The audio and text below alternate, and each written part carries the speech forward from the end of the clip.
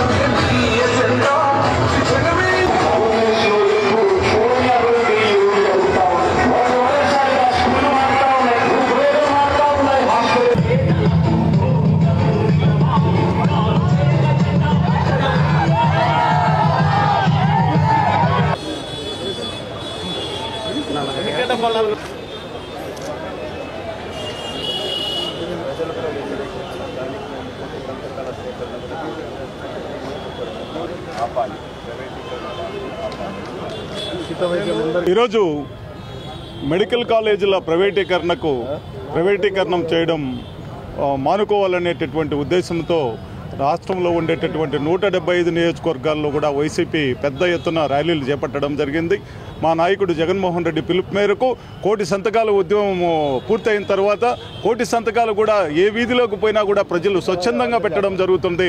ప్రైవేటీ కాలేజీలను government నడపాలి, ప్రైవేటీకరణ చేయొద్దు కాలేజీలను అన్నిటినీ అనేటటువంటి నినాదం బాగా ప్రజల్లోకి ప్రాకుపోయింది.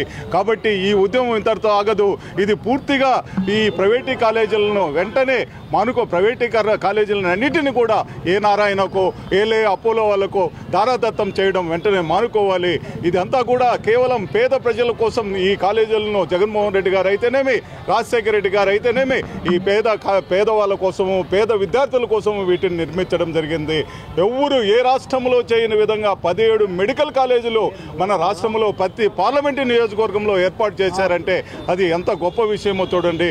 బడుగు బలహీన వర్గాలకు సరైనటువంటి వైద్యం అందాలి, వాళ్ళు సరైనటువంటి వైద్యం అందితే తప్పనిసరిగా ప్రజలందరూ కూడా క్షేమంగా ఉంటారు అనేటటువంటి ఒక మంచి సంకల్పంతో ఇవన్నీ కూడా ఏర్పాటు చేయడం జరిగింది. కాబట్టి ప్రభుత్వానికి మేము మరొక్కసారి కుటుంబ ప్రభుత్వానికి తెలియజేస్తున్నాం, తప్పనిసరిగా ఈ ప్రైవేటీకరణను మానుకోకపోతే రాబోయేటటువంటి రోజుల్లో ఇంకా బాగా పెద్ద ఎత్తున ఉద్యమం చేస్తామని ఈ సందర్భంగా తెలియజేస్తున్నాం. ఈరోజు జగన్మోహన్ రెడ్డి గారి పిలుపు మేరకు ప్రజల్లో ఉవ్వెత్తుతున్నటువంటి ప్రైవేట్ మెడికల్ కాలేజీలను ప్రైవేట్ పరం చేయాలన్నటువంటి ఒక సంకల్పం కూటమి ప్రభుత్వానికి ఏర్పడింది. కూటమి ప్రభుత్వానికి నా విజ్ఞప్తి అనుకోండి, హెచ్చరిక అనుకోండి, ఒకే మాట, మీరు పాలకులుగా ఎన్నికయ్యి ప్రజలకు మేలు చేయాల్సింది పోనిచ్చి అన్ని కీడు చేయడం మంచి పద్ధతి కాదు. ఇది మానుకోవాలని చెప్పి నేను కోరుతా ఉన్నా.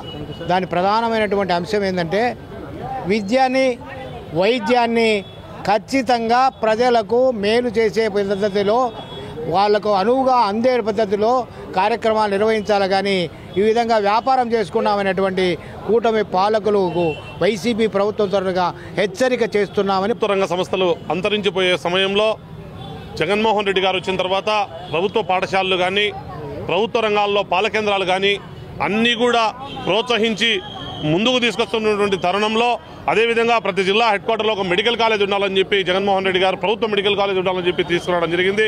మరి చంద్రబాబు నాయుడు గారు ఎప్పుడు కూడా ప్రభుత్వ రంగ సంస్థలు ప్రైవేట్ పాలు చేస్తూ ఉంటాడు. ప్రజలందరూ కూడా దీన్ని గమనిస్తూ ఉంటారు. వైఎస్ఆర్ కాంగ్రెస్ పార్టీ ప్రజల పక్షాన ఉండి పోరాటం చేస్తుండడంలో ముందడుగు వేస్తూ ఉండడం. కాబట్టి ప్రజలందరూ కూడా రానున్న రోజుల్లో ఈ తెలుగుదేశం పార్టీ కూటమి ప్రభుత్వానికి బుద్ధి చెప్పాలని చెప్పి తెలియజేసుకుంటూ ప్రైవేటీకరణను వెంటనే ఆపాలని చెప్పి వైఎస్ఆర్ కాంగ్రెస్ పార్టీ డిమాండ్ చేస్తూ ఉంది. ప్రజల కష్టం తెలిసిన వాడే నాయకుడు. అటువంటి ప్రజల కష్టాలను కనుగొన్నవాడు వైఎస్ జగన్మోహన్ రెడ్డి. ప్రతి ఒక్కరికి ఉచిత వైద్యని ఉచిత విద్యని ఇప్పించాలనే ఉద్దేశంతోనే 17 మెడికల్ కాలేజీలు దేశ చరిత్రలోనే ఎవ్వరూ చేయనటువంటి శ్రీకారం చుట్టాడు. అటువంటి కాలేజీలని ఈరోజు లేవని 5 ఆల్రెడీ పూర్తయ్యి విద్యార్థులు కళాశాలలకు పోయే ప్రక్రియ కూడా జరిగింది. అటువంటిది ఈరోజు ఈ కూటమి ప్రభుత్వం ప్రైవేటీకరణ చేయడం చాలా దారుణం.